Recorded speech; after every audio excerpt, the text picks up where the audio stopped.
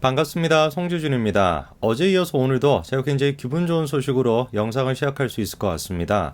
이전에 제가 그런 말씀을 드렸었죠. 정말 대한민국이 상식적인 국가가 되기 위해서 진보 좌파라는 게 바로 서기 위해서라도 두 가지 채널만큼은 반드시 없어져야 된다. 첫 번째가 이제 열린공감TV, 그리고 두 번째가 서울의 소리다, 이런 말씀을 드렸습니다. 그리고 너무나 기쁘게도 열린공감TV는 스스로 자멸하고 있습니다. 사람들이 더 이상 열린공감TV 이렇게 부르지 않죠. 열린바지TV 이렇게 부르고 있습니다. 아예 그냥 성인 사이트를 즐겨찾기 해놓고 보시는 분들인데 어떻게 이분들이 열린 공감이 될 수가 있겠어요. 공감을 하기는 공감을 하겠네. 거기 나오는 여성분들이랑 공감은 잘 하시겠네요. 공감하시고 바지도 여시고 10개 많으십니다. 그렇게 열린공감TV는 스스로 자멸하고 있고 남아있는 게 서울의 소리인데, 이 문제가 뭐냐, 초심이라고 하는 이분이 제가 보기엔 성인방송 이런 건 별로 관심이 없어 보이세요. 어떻게 해야지 초심이를 정리할 수 있을까 한참 제가 고민하고 있었는데 제가 따로 고민할 게 없더라고요. 유튜브가 그냥 알아가지고 초심이를 지금 정리해주고 있습니다. 우선 일단 서울의 소리의 상황이 굉장히 지금 위기입니다. 김건희 여사 통화했던 거 그거를 폭로했다가 1억 원을 지금 물어주게 생겼거든요. 그런데 이번에 다음 같은 글까지 올렸습니다. 놀랍게도 유튜브에서 서울의 소리의 수익 창출을 정지시켰던 것이죠. 그래가지고 지금 막 도와달라고 후원 계좌를 열고 난리가 지금 나 있는데, 제가 참으로 측은한 마음으로 한 가지 팁을 좀 드리겠습니다.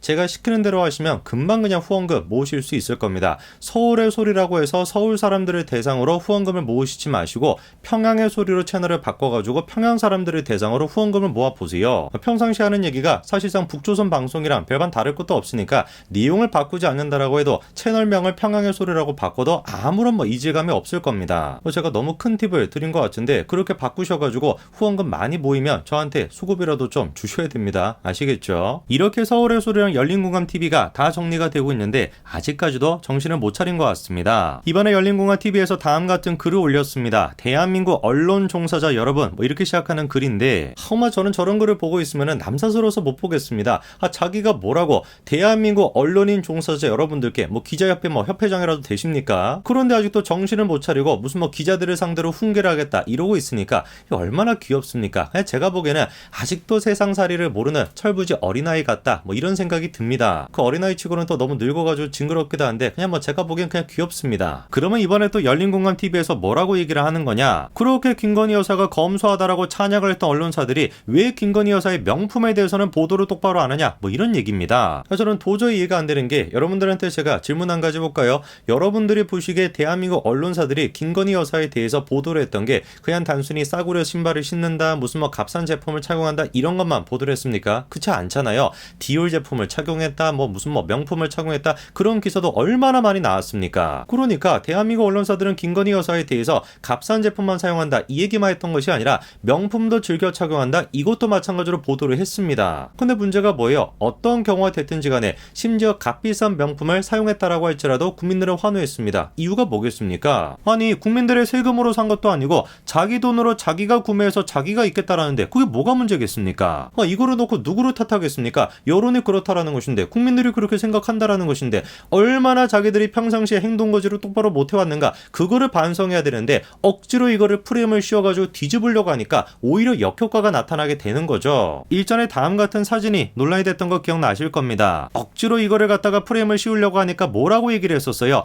기쁨조다 이렇게 얘기해가지고 논란이 되지 않았습니까? 저것도 진짜 말이 안 되는데 이 사람들이 여기서 멈추지 않습니다. 이번에는 저 사진을 찍을 당시에 김건희 여사가 입고 있던 옷을 가지고 또 문제 삼고 있는데요. 다른 게 아니라 김건희 여사가 입고 있는 저 옷이 디올로부터 협찬을 받은 거 아니냐, 이게 지금 문제라는 겁니다. 명품 브랜드로부터 협찬을 받았다, 이게 나쁜 일입니까? 오히려 영광스러운 일 아니에요? 연예인들이나 받는 협찬을 대한민국의 영부인이 받았다라는 것은 그 명품 업체가, 그렇게나 콧대 높은 명품 업체가 보기에도 대한민국 영부인의 이미지가 좋다, 그거를 인정해줬다라는 거 아니겠습니까? 아무런 문제가 안 되는 겁니다. 그런데 아무 문제가 안 되는 거를 누가 또 문제 삼고 있냐, 예상이 되시는 것처럼 막교익, 황교익 센세예요. 하라고 하는 맛평가는 안 하고 계속해가지고 쓸데없는 소리 하시는데 이번엔 또 뭐라고 했냐, 김건희 여사가 디올로부터 협찬을 받은 게 잘못된 거래요. 왜? 일반인들이 받을 수 없는 방식으로 옷을 받았으니까 잘못된 것이다, 이렇게 얘기하고 있습니다. 아니, 그게 당연한 거지 뭔 소리를 하고 있는지 모르겠어요. 협찬을 누구한테 주겠어요? 해주겠습니까? 일반인들한테 협찬해주겠습니까? 일반인들은 협찬을 받지 않아요. 원래 협찬이라고 하는 게 그런 거예요. 일반인들이 구할 수 없는 방식으로 옷을 받는 거, 그게 원래 명품의 협찬 아닙니까?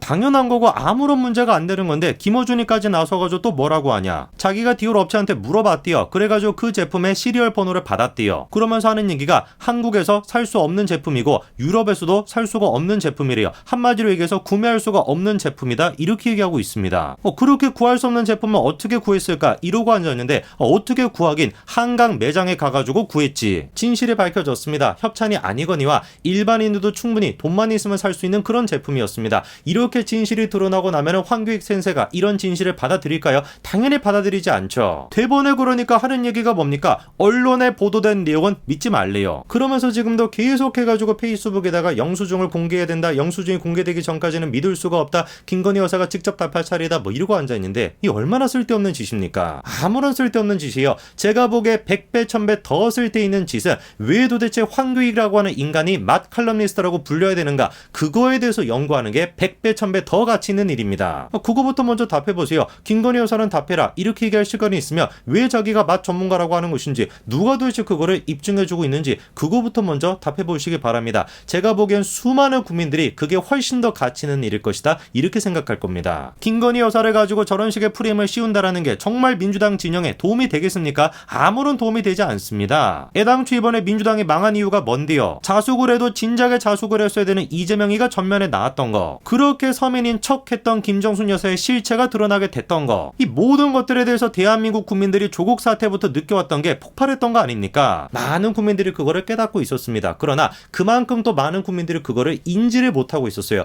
그런데 그게 정확하게 인지가 됐던 순간이 찾아왔으니 그게 바로 뭐였냐? 바로 그게 한동훈이라고 하는 사람이 등장한 것이죠. 한동훈 장관이 대단히 도덕적인 것도 아니고 또 그렇다고 해서 대단한 얘기를 하는 것도 아닙니다. 그냥 일반 국민들이 보기에 상식적인 수준에 걸맞는 도덕성을 갖추고 있고 그렇게 상식적인 얘기를 하고 있는 것 뿐입니다. 그러나 문재인 정권 5년을 겪었던 대한민국 국민들이 보기에는 이거 자체가 비상식이다 보니까 저렇게 상식적인 사람이 등장한 것 자체가 충격으로 다가왔던 것이죠. 그래가지고 시작이 됐던 게 한동훈 신드롬입니다. 그리고 그런 모습이 김건희 여사한테도 똑같이 나타났었죠. 도대체 무엇 때문에 사람들이 이렇게나 한동훈과 김건희 두 사람에게 열광을 하겠습니까? 황교익이가 됐거나 열린공원TV가 됐거나 이런 사람들이 보기에 그 이유가 뭐인 겁니까? 대한민국 언론사들이 국민들을 선동했기 때문이라는 거예요. 실제로 그렇게 생각하고 실제로 그렇게 믿고 있습니다. 그러니까 지금 이 순간에도 그런 거를 계속해가지고 쓰고 있는 것이죠. 무엇 때문에 국민들이 한동훈, 김건희 두 사람한테 열광하고 있는지 그 이유를 전혀 모르고 있는 겁니다.